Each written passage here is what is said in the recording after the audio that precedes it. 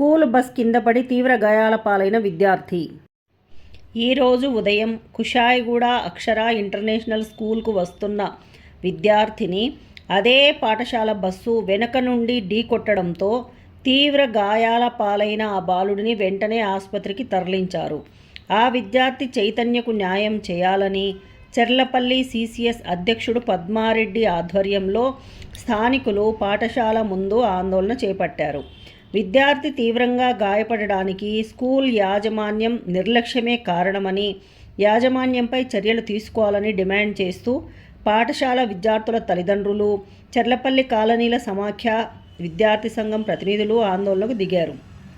దీంతో దిగివచ్చిన స్కూల్ యాజమాన్యం విద్యార్థికి అవసరమైన వైద్య సదుపాయాలు కల్పిస్తామని హామీ ఇచ్చారు.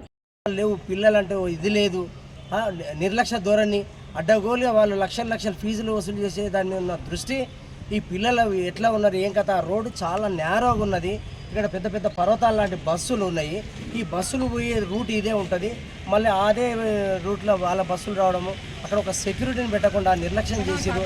ఇలా చిన్నారి చైతన్య అతనికి ఉన్న పరిస్థితి ఇదైతే దానికి అంతటికి కూడా ఈ అక్షర ఇంటర్నేషనల్ స్కూల్ యాజమాన్యమే బాధ్యత వహించాలి.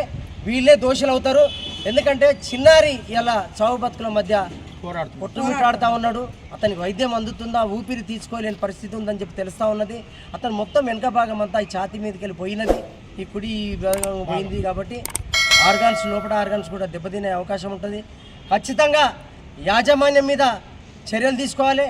పోలీసులు, ఎడ్యుకేషన్ డిపార్ట్మెంటు, మెడ్చల్ మన డిఓ గారు కూడా స్పందించి చర్యలు తీసుకోవాలి.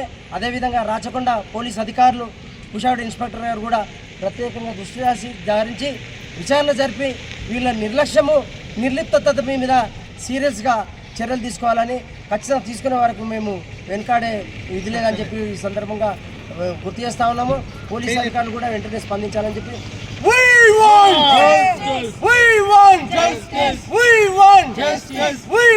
అక్షర ఇంటర్నేషనల్ నిర్లక్ష్య వైఖరి, అక్షర స్కూల్ నిర్లక్ష్య వైఖరి, అక్షర ఇంటర్నేషనల్ నిర్లక్ష్య వైఖరి. Please like, share and subscribe.